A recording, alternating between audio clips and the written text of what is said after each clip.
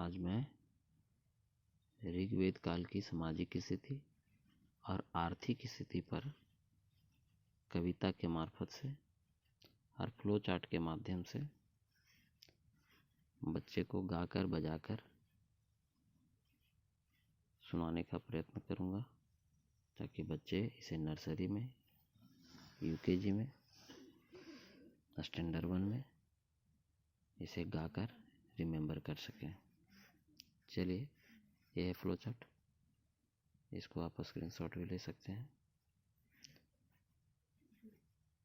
अब हम सामाजिक स्थिति पर गाते हैं अपनी कविता को। गोत्र आधारित सामाजिक संगठन, यह ऋग्वेद काल की जो सामाजिक स्थिति है उसके बारे में बताया गया है। उत्तर वैदिक काल का बाद में वीडियो में बताएंगे।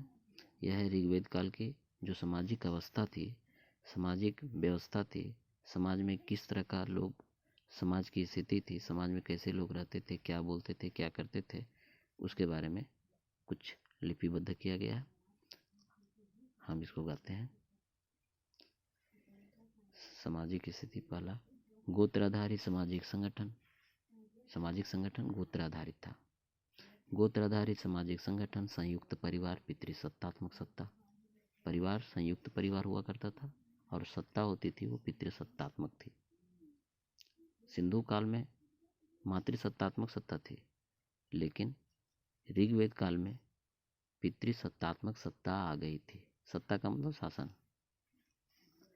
गोत्र आधारित सामाजिक संगठन संयुक्त परिवार, पितृसत्तात्मक सत्ता। ऋग्वेद के 10वें मंडल में चारों वर्ण पुरुष सूक्त में होता। गोत्र आधारित सामाजिक संगठन संयुक्त परिवार, पितृसत्तात्मक सत्ता। ऋग्वेद के 10वें मंडल में चारों वर्ण पुरुष सूक्त में होता। नाना नाती दादा पोते सबके लिए निरुक्त कहलाते। व्यवसाय आधारित सामाजिक विविधता, ब्राह्मण क्षत्रिय रुद्र वैश्य रहा था।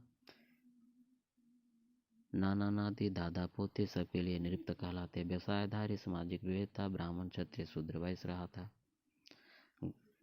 ग्राम 20 जन इकाई युग स्तर सामाजिक व्यवस्था संगठन बेहतर। ग्राम मिलाकर है 20 बनता, ग्राम प्रधान 20 पति है मिलता।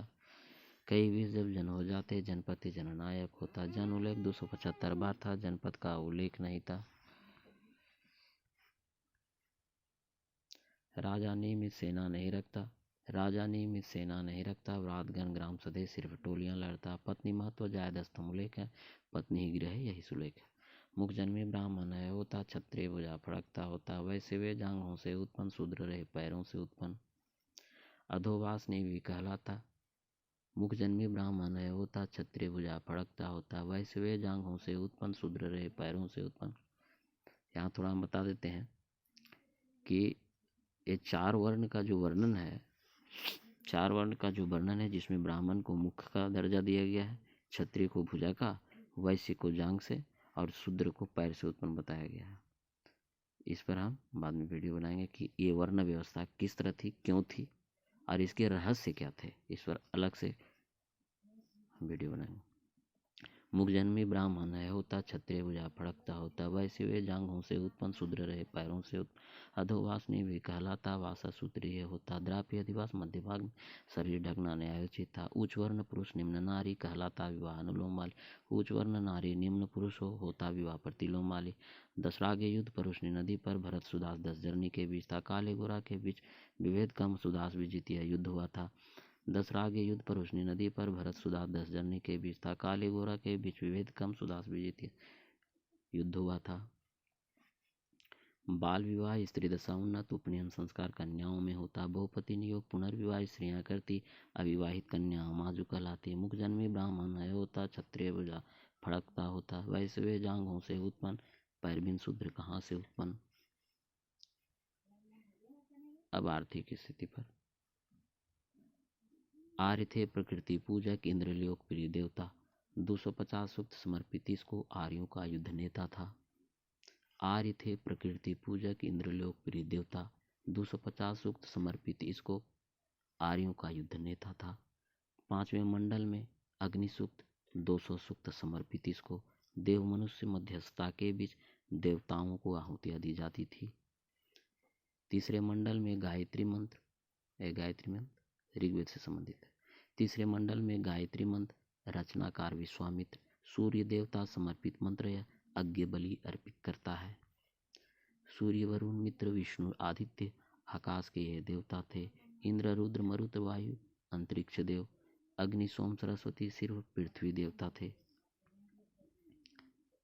धनी व्यक्ति गोमत कहलाता, राजा बन गोपति में आता। समय मापन गोधूली कहते, गव्य दूरी मापन बन जाते। संस्कृति उनकी ग्रामीण होती, युद्ध पर्याय गविष्टि होती। गवेशन गोसु युक्त प्रयुक्ता, गेसु गव्य भी इनमें युक्त था। संस्कृति उनकी ग्रामीण होती, युद्ध पर्याय गविष्टि होती। गवेशन गोसु युद्ध प्रयुक्त था, गेसु गव्य भी इनमें युक्त था। अस्थायी जीवन ऋग्वैदिक कार्यों का पशुपालन था मुख्य पेशा रहता। अस्थायी जीवन ऋग्वैदिक कार्यों का पशुपालन था मुख्य पेशा रहता। गाय सर्वाधिक महत्वपूर्ण थी होती, 176 बार दोहराई जाती। अस्थायी जीवन ऋग्वैदिक कार्यों का पशुपालन था मुख्य पेशा रहता। गाय सर्वाधिक महत्वपूर्ण थी होती, 176 बार दोहराई जाती। अधिकांश लड़ाई गायों को लेकर, अधिकांश लड़ाई गायों को लेकर युद्ध पर्याय गविष्टि होकर। अधिकांश लड़ाई गायों को लेकर युद्ध पर्याय गविष्टि होकर। समय माप गोधूली शब्द आता, धनी व्यक्ति गोमत कहलाता। ये सब ऋग्वेद काल की है। उत्तर वैदिक काल में इसे नहीं समझना है। ये सब ऋग्वेद काल की जो है घटनाएं हैं। दूरी माप गव्यत रहा था, दूरी माप गव्यत रहा था। दूरी माप की जो दूरी मापने की जो शब्द थी वह गव्यत के रूप में था। दूरी माप गव्यत रहा था, गेसु गव्य गवेशन युद्ध प्रयुक्त था। बाघ हाथी उल्लेख नहीं मिलता, जीवन का अद्भुत क्षण था दिखता। दूरी माप गव्यत रहा था, गेसु गव्य गवेशन युद्ध प्रयुक्त था। गेसु गव्य गवेशन ये युद्ध प्रयुक्त में शब्द आते थे। दूरी माप गव्यत रहा था, गेसु गव्य गवेशन युद्ध प्रयुक्त था। बाघ हाथी उल्लेख नहीं मिलता, जीवन का अद्भुत क्षण था दिखता। भेड़ भेड़ा का ज्ञान उन्हें था, जगत जीवन पर अभिमान उन्हें था। कपास अज्ञानी ऋग्वेदिक होते, कपास अज्ञानी ऋग्वेदिक होते। पनी व्यापारी पशु चोरी करते। कपास अज्ञानी ऋग्वैदिक होते, पनी व्यापारी चोरी करते। कपास अज्ञानी ऋग्वैदिक होते, पनी व्यापारी पशु चोरी करते। बैल बकरी ऊँट भैंस चुराते, जीवन गाथा गाते जाते। कपास अज्ञानी, कपास के बारे में ऋग्वेद काल में ज्ञान नहीं था। कपास अज्ञानी ऋग्वैदिक होते, पनी व्यापारी पशु चोरी करते। पनी जो व्यापारी थे वो पशु चोरी किया करते थे, इसलिए उनको पनी बोला जाता। कपास अज्ञानी ऋग्वैदिक होते, पनी व्यापारी पशु चोरी करते। बैल बकरी ऊँट भैंस चुराते, जीवन गाथा गाते जाते। ऐसा उनका कर्म था, चोरी करना था उन लोगों का। कृषि गौण पेशा था उनका, किसी गौण पेशा था उनका। ऋग्वेद काल का गौण पेशा क्या था? तो कृषि था। कृषि गौण पेशा था उनका, कबायली संरचना जीवन उनका। अनेक देव भी एक से दिखते, जीवन में उनके ये दर्शन होते। कृषि गौण पेशा था उनका, कबायली संरचना जीवन उनका। अनेक देव भी एक से दिखते, जीवन में उनके ये दर्शन होते। जुते खेत उर्वरा कहलाते, हल्लो गल खाद गोबर करेसु। जुते खेत उर्वरा कहलाते, हल्लो गल खाद गोबर करेसु। कुल्या नहर चरागाह खिल्य था, कुआं अवट बादल पर्जन्य। जुते खेत उर्वरा कहलाते, जुते खेत उर्वरा कहलाते, हल्लो गल लांगल हो गया। जुते खेत उर्वरा कहलाते, हल लांगल खाद गोबर करेसु। खाद गोबर के लिए करेसु शब्द युक्त था। जुते खेत उर्वरा कहलाते, हल लांगल खाद गोबर करेसु। कुल्या नहर के लिए कुल्या नहर चारागाह खिल्य था, चारागाह के लिए खिल्य शब्द युक्त था ऋग्वेद काल में। कुआं अवट, कुआं के लिए अवट शब्द, और बादल पर्जन्य, बादल के लिए पर्जन्य शब्द युक्त था। जुते खेत उर्वरा कहलाते, जुते खेत उर्वरा कहलाते, हल लांगल खाद गोबर करेसु।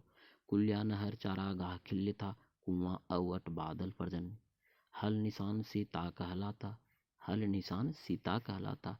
ऋग्वेद सब ये नाम बताता, जीवन का अद्भुत क्षण था, राम पत्नी सीता भया। हल निशान सीता कहलाता, ऋग्वेद हल निशान सीता कहलाता, ऋग्वेद सब ये नाम बताता, जीवन का अद्भुत क्षण रहा था, राम पत्नी सीता भाया था। चतुर्थ मंडल खेती विधि वर्णन, चतुर्थ मंडल खेती विधि वर्णन ध्रुव जा उल्लेख हुआ है। चतुर्थ मंडल खेती विधि वर्णन,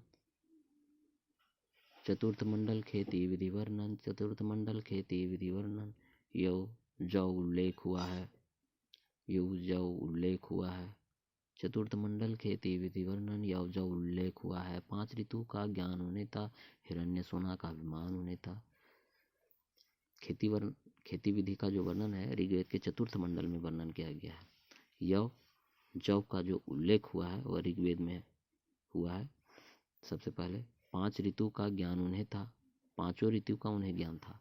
हिरण्य सोना का अभिमान उन्हें था, सोना को हिरण्य के नाम से जाना जाता था ऋग्वेद काल में। चतुर्थ मंडल खेती विधि वर्णन यौ जौ उल्लेख हुआ है। 5 ऋतु का ज्ञान उन्हें था, हिरण्य सोना का अभिमान उन्हें था। मरुत आंधी तूफान उड़ाता, मरुत आंधी तूफान उड़ाता, पर्जन्य वर्षा पहुंचा था। मरुत आंधी तूफान उड़ाता, पर्जन्य वर्षा पहुंचा था। सरस्वती नदी विद्या की देवी, पूषण पशु चराता था। अरण्यनी जंगल की देवी, मित्र शपथ दिलवाता था।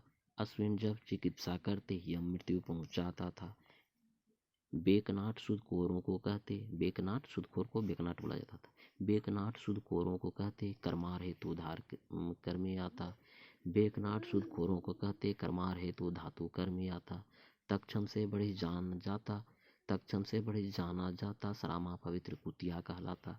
बेकनाट सुदखोरों को कहते थे, कर्मार हेतु धातु कर्मी आता, और धातु कर्मी के लिए कर्मार शब्द आता था ऋग्वेद काल में। तक्षण से बढ़ई जाना जाता, और बढ़ई जो है तो तक्षण, बढ़ई के लिए तक्षण शब्द इस्तेमाल हुआ था ऋग्वेद काल में। तक्षण से बढ़ई जाना जाता, सरामा पवित्र कुतिया कहलाता, कुतिया के लिए सरामा शब्द यूज हुआ। बेकनाट सुदखोरों को कहते, कर्मार हेतु धातु कर्मी आता। तक्षण से बढ़ई जाना जाता, सरामा पवित्र कुतिया कहलाता। इस तरह से हम एक कविता को अगर खुद बच्चे को गाकर, नचाकर, नर्सरी से अगर सिखाना शुरू कर दें तो उसे आगे पढ़ने में, गढ़ने में, समझने में और स्मरण शक्ति के विकास होने में बहुत हितार्थ होगा, बहुत सहायक होगा। क्योंकि बच्चा जितना रटता है, जितना रिमेम्बर करता है बचपन में, वो उसके दिमाग के लिए बहुत उपयोगी होता है। क्योंकि जो जितना ही रिमेम्बर करता है उसका न्यूरॉन्स की संख्या उतना ही बढ़ती है, साइंस कहता है। इसलिए आज इंग्लैंड में भी अच्छे अच्छे स्कूलों में संस्कृत के जो शब्द हैं, संस्कृत के जो वाक्य हैं, संस्कृत के जो मंत्र हैं, उसे रटाया जाता है और बच्चों के न्यूरॉन्स के विकास में जो सहायक होता है उसके लिए इसका यूज़ किया जाता है। जिसके मस्तिष्क में जितने न्यूरॉन्स, साइंस तो यही कहता है, जिसके मस्तिष्क में जितने न्यूरॉन्स होते हैं उस व्यक्ति का, उस बच्चे का उतना ही दिमाग उन्नत होता है।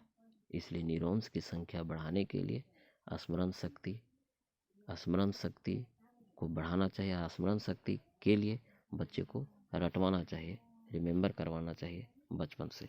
रिमेम्बर करने के लिए जो यह कविता है बच्चों के लिए बेहतर होगा। जिस तरह से हमारे नर्सरी क्लास में, LKG में, UKG में जिस तरह से ये राइम्स की बुक है हिंदी में, उसके जगह पर अगर हम इसी को रटाएं, रिमेम्बर करवाएं, गाएं, गवाएं, बजाएं, नाचें, नचाएं, तो हमें लगता है कि बच्चा बहुत तेज होगा।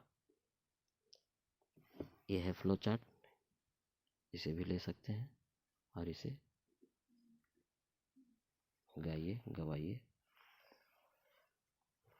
ठीक है, थैंक यू।